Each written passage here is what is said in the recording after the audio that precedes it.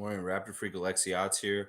Wednesday morning, the Raptors beat the Hawks last night, ending their 5-game win streak, and we clinched the playoffs last night. Yes, yes, for the 8th time in the last 9 years, we're in the playoffs, baby. Woo!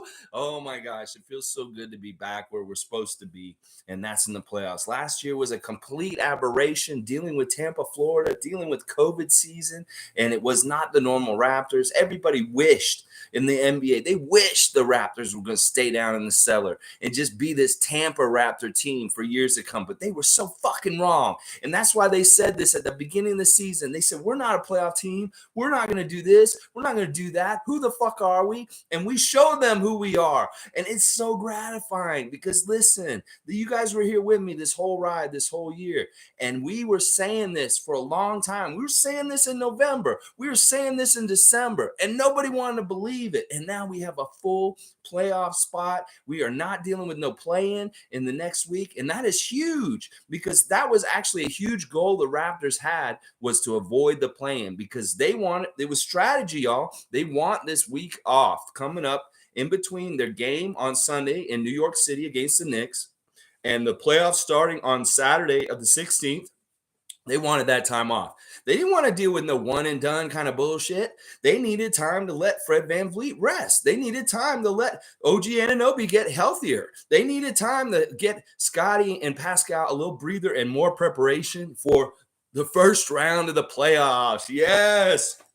And because Chicago lost last night, we're back in the 5th spot, baby. And we're right across from the Philadelphia 76ers, which is a great matchup, y'all. If we're at 4-5 with the Sixers, this is going to be a badass first round. And I feel real good about our guys. Let's see who's here. Race Mode Daly's here. Let's go, freaks. Yes, Race Mode, my good friend. Yes, let's go. Oh, my gosh. Tom Duke's here. Woo-hoo-hoo-hoo. This is right, buddy. Good morning, sir. Guys, I am not feeling well. I'm actually super sick. I've been aching, body ache, and congested and having a headache all morning, but I feel so good. It don't matter how sick I feel physically because the spirit is strong and I feel great today.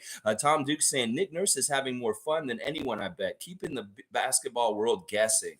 Yeah, it's fun. It is fun. Last night was really weird how we beat the Hawks. Like, if you had told me that we would only get one three-pointer in the first half and we'd be in the lead at that time, I would have been like, that's fucking crazy, especially since their guys were hitting threes and doing stuff similar to what Miami did to us. They only had one three-pointer at halftime, the Raptors, and I was like, this is really bad, like really bad. But for some reason, we were in the lead, and that was pure hustle on the boards. The offensive rebounding and the scrapping near the basket was phenomenal last night. If it wasn't Scotty coming in and putting a putback, it was Cam, it was Thad, it was Precious, it was Chris. These guys were getting in there like Dennis Rodman would, and they're jumping up. If you notice, they jump up and they grab the ball. They're getting with one hand and smacking it and kicking out, just like Dennis used to do. I love it so much, and I swear they're watching him and mimicking him in some way. Specifically, Pascal and Chris. I see them grabbing rebounds just like Dennis Rodman used to. Oh my gosh, Callie's here. Good morning. Super excited for our team. Yes, Callie, what a great game last night. The stress meter was a little bit late, when Atlanta was making a surge. With a weapon like Trae Young on the other side, it's always very dangerous in a close game where it could be possibly a problem where he's shooting. But we played good defense late, and we really stopped them pretty well.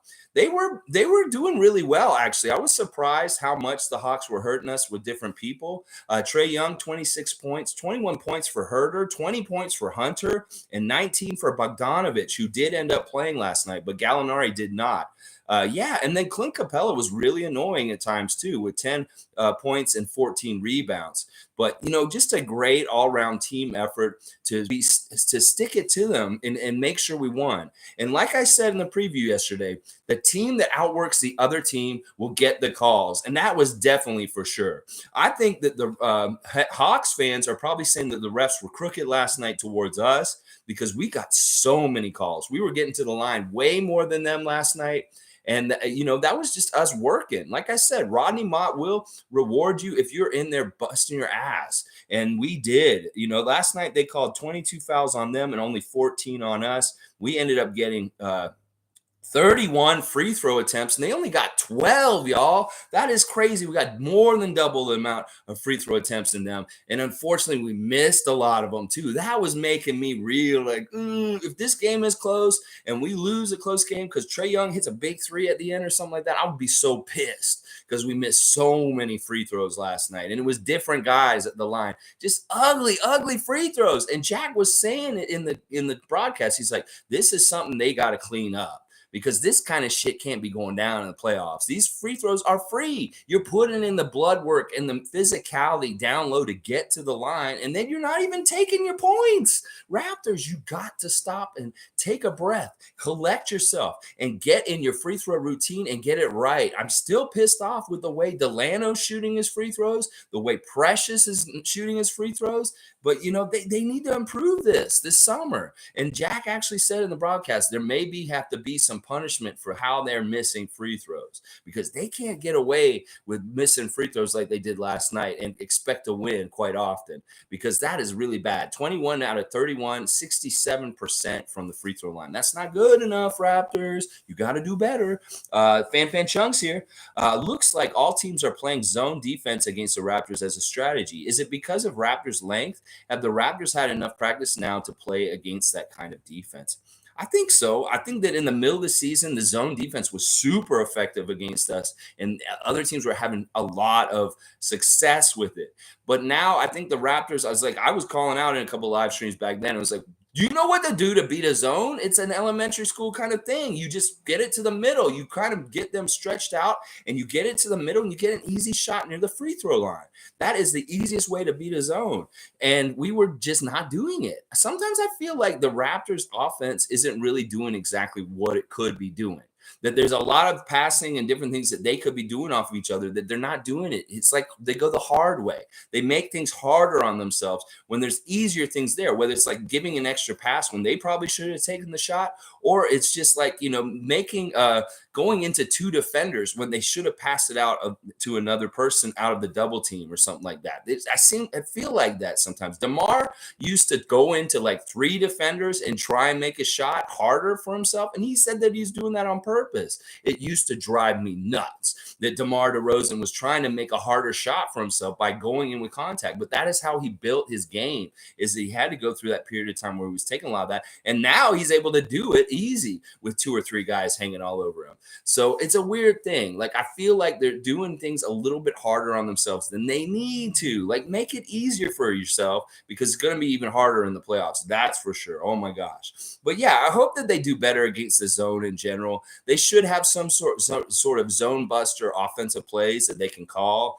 or when they recognize it and stuff like that. Because, that is part of it. And, Atlanta's going to throw the zone at us because there's so many fucking mismatches with them. Like, all that we were doing was backing down guys like Herter or Trae Young and just shooting over them. Like, Pascal was a master again last night. He could do whatever the fuck he wanted against those guys. Back them down, go around, lay it in, all this kind of stuff. He even went at Clint Capella a couple times. He drew Clint out of the bottom of the net, and then he just went around him and laid it up. That's one thing you do. That shot blocker can't get to you if he's out of the net and up higher in the lane. You just go around him and lay it up. And he did that a couple times. It was just badass. They did a really good job. And thank God, like, Fred was shooting so bad last night. But this is the thing. Fred's got to keep shooting, because this is the thing. He will do that. He will hit a huge three at the end of the game that will really help us, even if he missed like the 10 frees before that.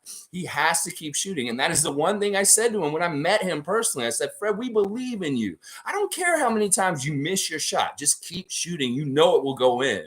And last night was one of those cases where at the very end of the game, he hit a huge three, and it was only his second three of the game. And he shot really bad last night. Like, Fred's shooting last night was really dismal.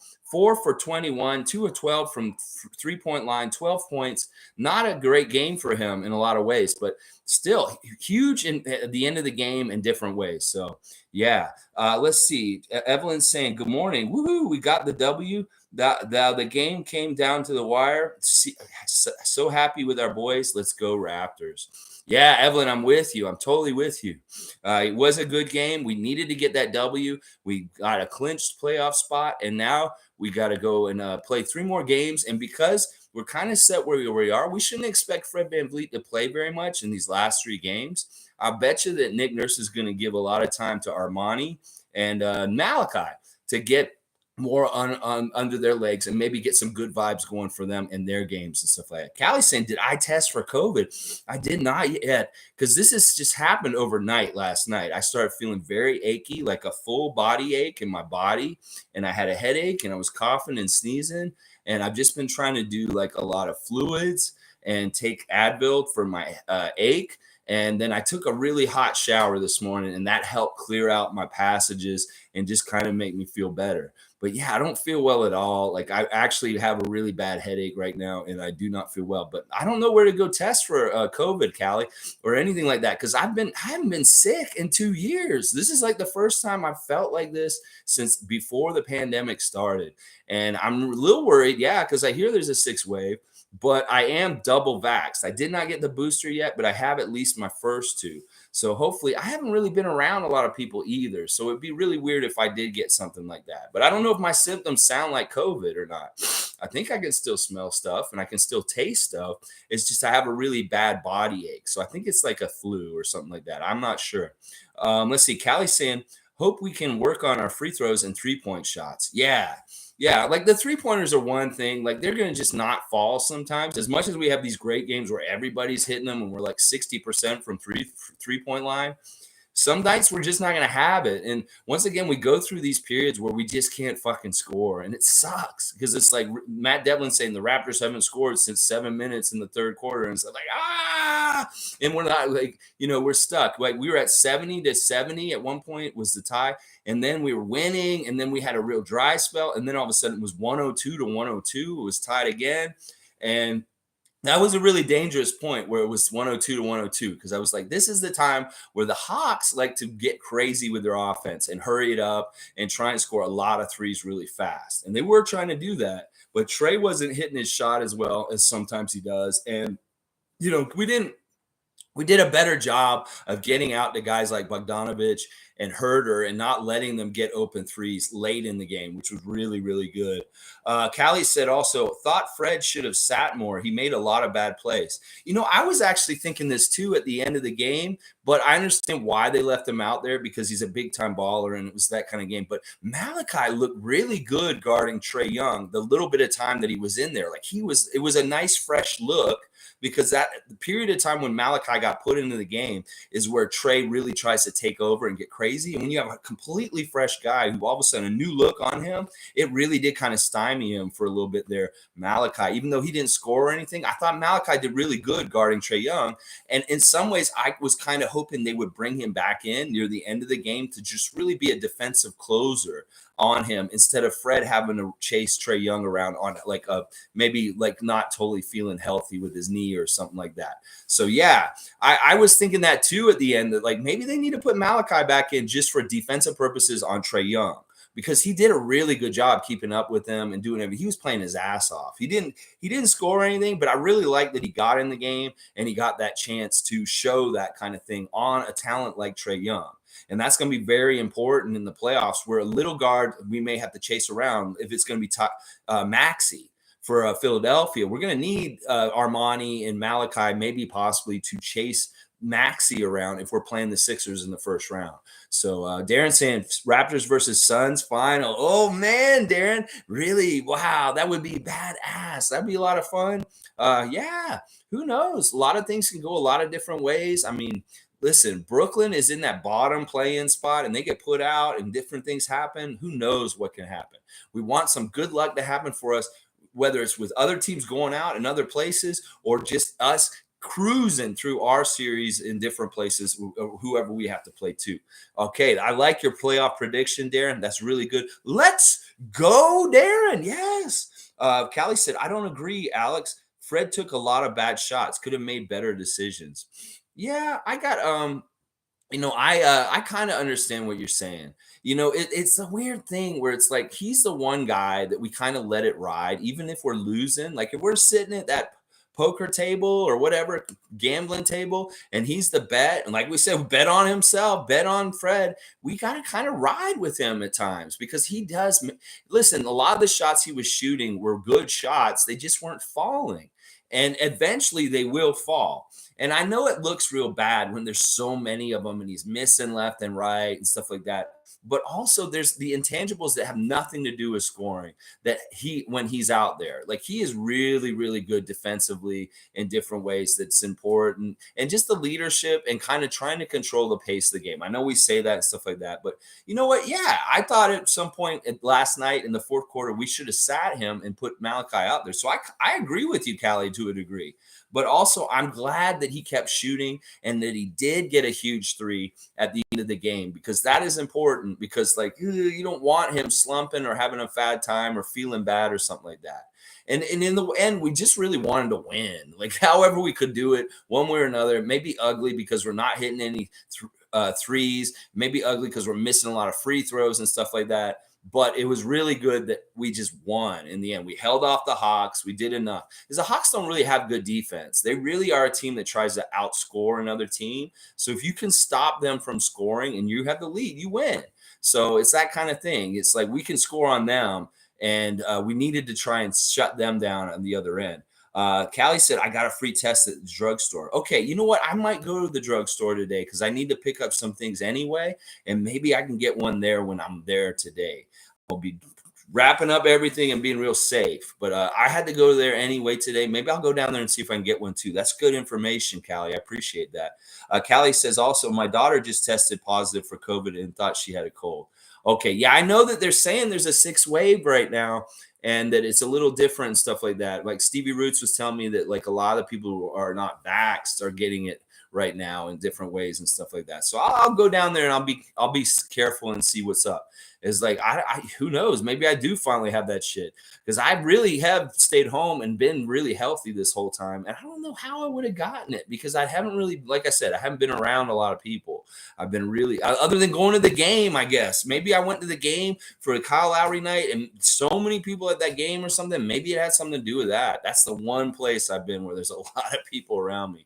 All right, let me look at the box score real quick. I really want to talk about Scotty Barnes right now, because there was something about Scotty Barnes and him on the court last night that was different, just a little bit different than even the last game we played. Didn't he look a little more stronger? Didn't he look a little more dominant? Didn't he look a little more assertive? I see some of the future in what he was doing last night. Like whether it's like him getting really aggressive around the basket on offensive rebounds and putting it back, or whether it's just him like dominating around the paint and saying, I'm going to make a shot here or hit a three or do this kind of stuff. That was really some interesting little flashes of what Scotty can do when he really becomes a full pro and like really understands how much he can impact the game around him on the court. That when he gets more purposeful and understanding mismatches and exactly what he can do at any time he wants to, look out, because he showed some of this last night. Like seriously, he looks way stronger now last night than he did at the beginning of the season. I saw his shoulders and I'm like, this kid's going to be a big guy. He's got shoulders like Dwight Howard and LeBron James have, and he doesn't really have any muscle tone yet, but he's looking like he's got more muscle tone at this point near the end of the season. And you look at him and he is so strong. And that last night, really, once again, he is establishing that he is the best rookie of the year candidate, and that he's continuing to have these great games in a row going out, and that it's just a done deal. This man needs to be rookie of the year. I'm sorry. Evan Mobley, where the fuck did he go? He's hurt, and his team is in the play-in, and we are a full playoff team now, and Scotty is looking like the top dog. And I love the stat they're talking about, that he has the same thing that Luka had the last time, and then there's only like a handful of guys that have had these stats as a rookie that Scotty has this year, and every single one of them has won the rookie of the year. So these are the things that are going to get him. I think he's got it. Like honestly, if he doesn't win it, something fucked up happened. Because honestly, he dominated. And once again, he looked like one of the most important players for the Raptors on the court last night for us to win. And it was badass. I love it. I love it. I love it so much. Callie's saying Scotty looks super aggressive and love the precious dunk. That was the next thing I wanted to talk about. Precious is also just like Scotty. In some ways, there's some things that he needs to figure out and understand exactly what he's capable of on the court. And when he went right down the lane and threw it down like that, some of his dunks this season have just purely can be described as violent. Yes, he has some violent dunks that go right to the basket. And it's funny because that's what everybody's throwing all over their Instagram this morning as the players. They're putting Precious's dunk up there, and then they're putting up Scotty about being rookie of the year, and then Pascal being all NBA. These dudes are so supportive and interconnected with each other. It's badass to see how much they support and push each other. And this is really good because these guys need the support as far as Pascal for all NBA and Scotty for rookie of the year. And we get that more and more out there. It's awesome. Tom Duke's saying Fred VanVleet recognizes Scotty Roy's mismatches. And got to say, I'm pretty stoked having Pascal as our number one option. He is so badass. Like, he can do whatever he wants. And he really is one of the greatest scorers in the NBA in the last 10 years. That there's certain things that Pascal can do with the ball and the way he weaves and the way shots go and stuff like that, that is just badass. This is the kind of stuff that like old school scorer mentality guys like Bernard King, Rolando Blackman, Alex English, these guys could get their shot and get going in any kind of different way. And Pascal is of that ilk. And one of the things I really loved about Pascal last night, he was finishing with really awkward off-balance shots with a lot of contact. They'd hit him, and he just lofted up, and then it would drop in. I was like, yes! I love that kind of shit. When he's like halfway falling on his ass, and then you see the ball fall into the basket, and he gets an and one. It's so awesome. And even Precious had one of these moves where he was falling back, and he hit this bank shot. And I was like, holy crap, he made that. You know, the aggressiveness around the basket last night was phenomenal. They need to play like this every time. Like the way they were crashing the boards and getting up higher than Clint Capella and grabbing that basketball and putting it back on offensive rebounds. I mean, our offensive rebounds last night were insane, y'all. We really had, we dominated them on rebounds. We had 60 rebounds. They had 43. We had 20 of them were offensive.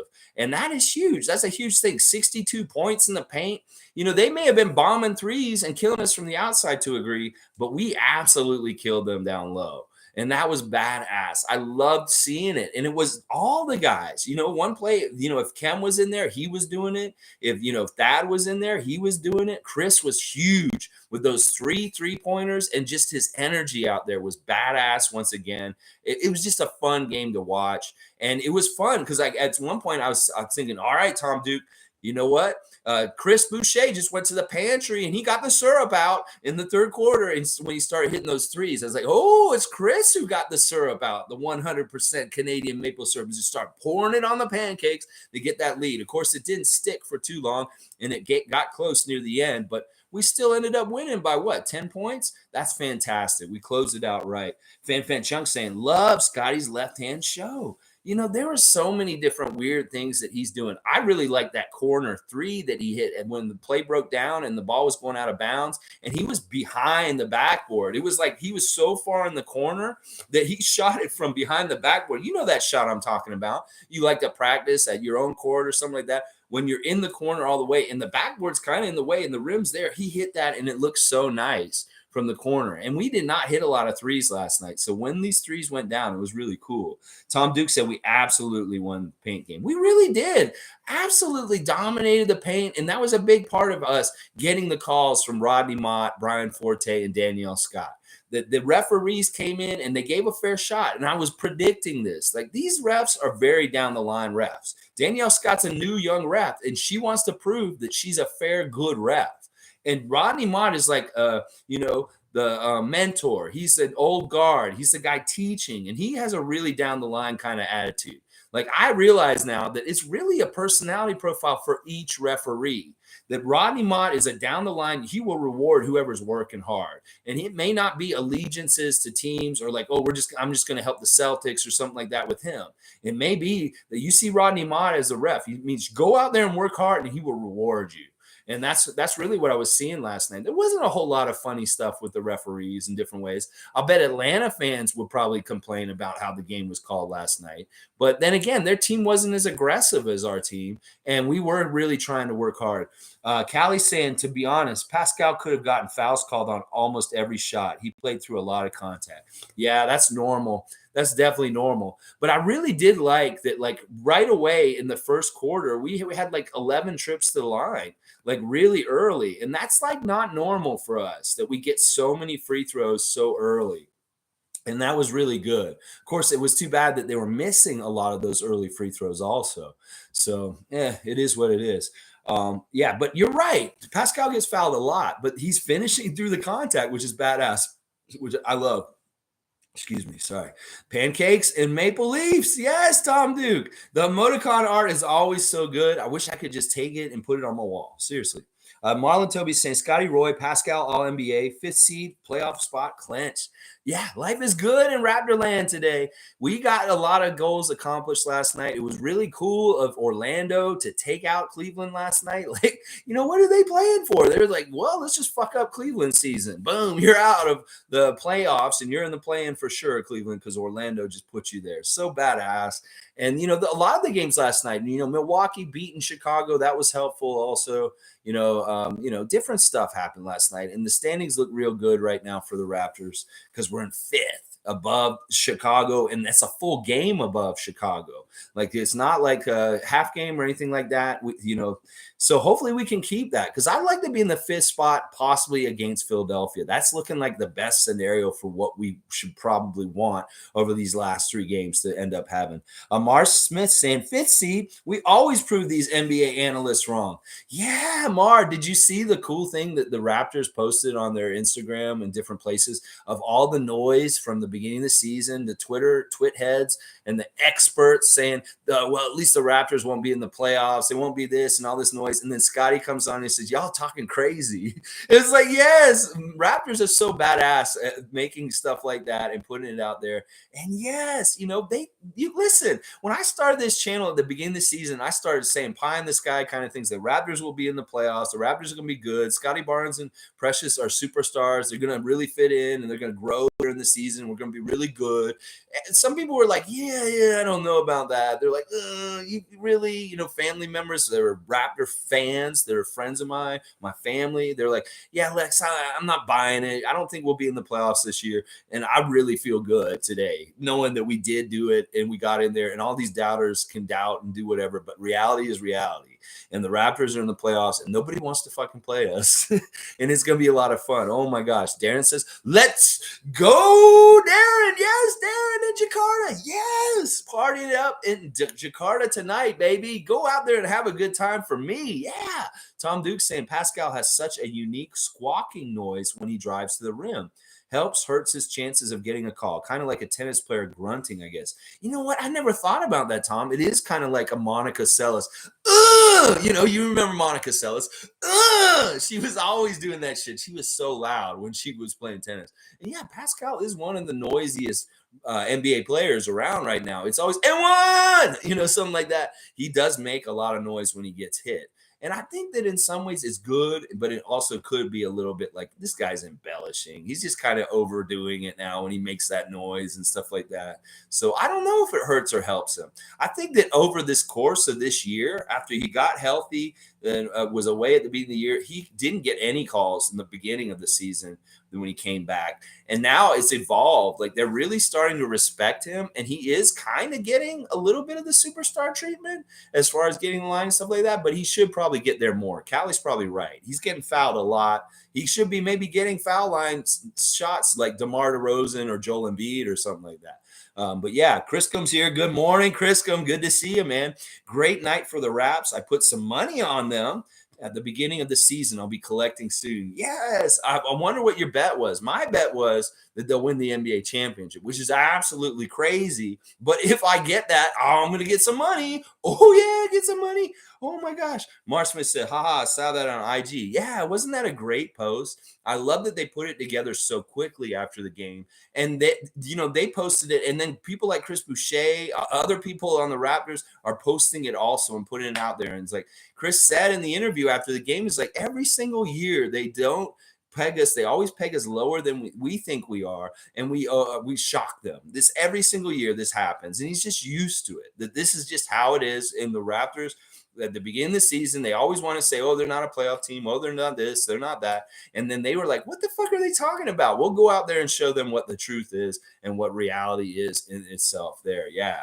So yeah, it was awesome. It was an awesome game in all kinds of different ways. I wasn't too upset with there were some things about what Atlanta was doing that was annoying, but for the most part, we were containing them and handling them to a good extent. Let's see. On I'll go over the stats a little bit. Pascal, 12 for 23. That's great. Over 50% shooting. 6 of 8 at the free throw line, 13 rebounds, 6 assists, 1 steal, 1 block, 31 points.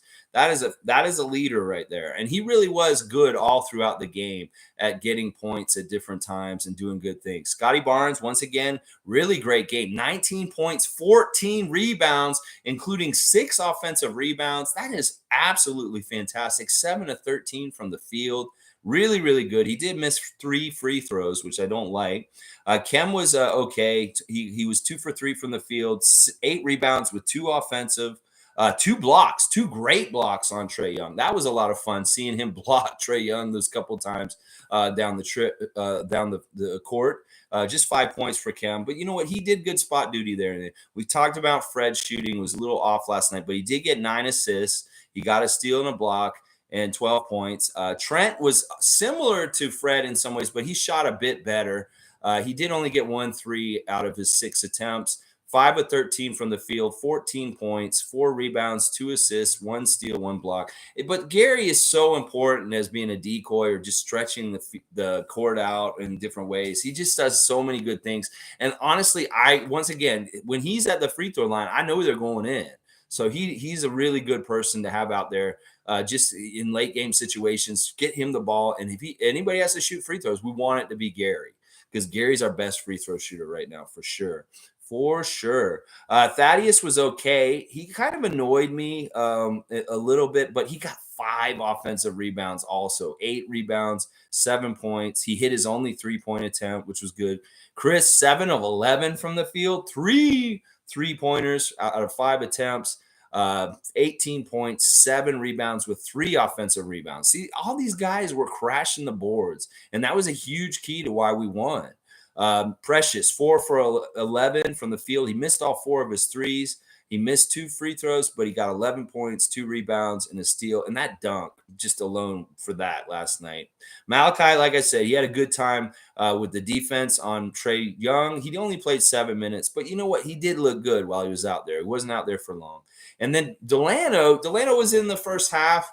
He only played 4 minutes. He got 1 point because he missed one of his 2 free throws. And he does different things that are good, but in some ways, I don't know. I'm a little down on Delano just because I don't like what's happening with him at the free throw line. You really got to fix your free throw shooting, Delano, because you just don't look like you're trying or something like that. I don't know what's going on.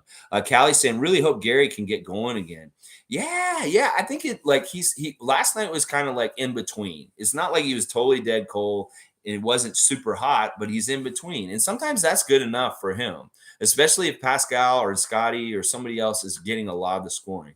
That's the thing we were talking about yesterday with the Brooklyn Nets. You can have Kevin Durant and you can have Kyrie Irving. This is something that Charles Barkley would say all the time. You can have these guys, and sure, they'll get you 70 to 80 points, just the 2 of them. But who is going to score the other 20 or 30 points that you need to beat the other team? And that is the thing that they got to worry about with that Nets team. Meanwhile, we have a team where we can balance it out, and all kinds of different guys could chip in for like 20 here, 30 here, 12, 15 here, and stuff like that. And that's really what you want, is you want a team that can get enough scoring out of their team. And even with a team like Kevin Durant and Kyrie Irving on the Brooklyn Nets, they may not have enough scoring on their team because the other guys are just such shit. Like, it could be that Seth Curry and somebody else starts get going or something like that, but they show that you can stop all the other guys on the team. You can beat them. Oh, yeah. All right, let's see. Tom Duke's saying 76ers next. Here we go. Yeah, this is going to be a preview of our first round matchup against the Sixers here tomorrow night. It's Philadelphia 76ers. Let's see what happens. Oh, yeah, I'm excited for it too, Tom. It's going to be a lot of fun. Let me just a little bit more on the game last night, and then I'll probably take off because I'm not feeling well. And I'll probably go to the drugstore, like Callie said, and go get a test. We shot worse than them, but we got 7 more shots than them, 101 shots to 94 shot attempts. That's really big. Of course, that's the offensive rebounds. Having only 1 3-pointer at the half and then ending up with 9 means we hit 8 threes in the second half, which is much better, but we still only shot 25% from 3-pointer last night. That's not good. That can be better. And the free throws got to be way better also. The rebound's awesome. We had 6 steals, 5 blocks for 11 hustle points. That's pretty good. The turnovers were really low for both teams last night. They actually only had 7 turnovers. We had 8. And fast break was limited. That was really great call when they did the clear path foul on us. That was a straight up clear path foul. And it was great because we got the free throws, which he didn't really make. I think he missed one of them. And then we got the ball afterwards, which was good. All right, let's see. Callie said, do you think Fred and OG will sit next game? Yeah, I think that Fred might be out for the rest of the season. Like, I don't think he's going to play tomorrow or Friday or Sunday. That they may actually shut him down just until and get him completely rested as much as they can for 10 days before we play our first game in the first round, which will probably be Saturday at noon. Because they always do that shit to us. They'll put us at a noon game on Saturday morning and it'd be the first playoff game or something like that. So, yeah, I think it's a sound strategy. And why not? We're kind of locked in. If we really, really want the 5th or the 6th, does it matter? It's kind of either way. I don't know. I don't know for sure, but it sounded like that when Nick Nurse was talking after the game last night, that now he has the luxury of giving these guys a bit of rest because we've managed to avoid the play-in. So why wouldn't they use this advantage if they're already in and they don't have to, maybe we'll see. Anyway, let me see. Yeah, rest Fred the rest of the season is what Kenny's saying.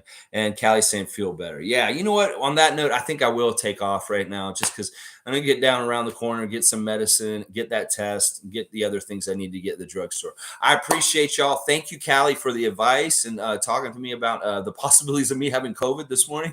And I really appreciate everybody for being here. Great win by the Raptors. We're in the playoffs again. This is a huge accomplishment after what a lot of people thought we would do this year, and we should be proud of it. And but we got a lot of work to do still. As Stevie Roots says, to get a championship, you got to win 16 postseason games. And he puts that mark, he puts 16 boxes on the wall, and he checks them as we get them. And that's what he did when we won the championship in 2019. So he's getting 16 boxes he's going to put on his wall, and he wants to check every single one of them and get that second parade here in Toronto. That's what Stevie wants. All right, guys, thanks again. I'll try and get better. I'm going to drink a lot of fluids, a lot of vitamin C, some echinacea. Hopefully I do not have coronavirus, and everything will be good. All right, thanks again, y'all. Let's go Raptors. Good times are here. Let's get the Sixers tomorrow and then the Rockets on Friday. I'll be back tomorrow with the real mascot matchup, the ref report, the injury news, everything like I normally do for a preview. Thanks again, y'all. All the best. Let's go Raptors. Yeah, we're in the playoffs again, baby. Woo!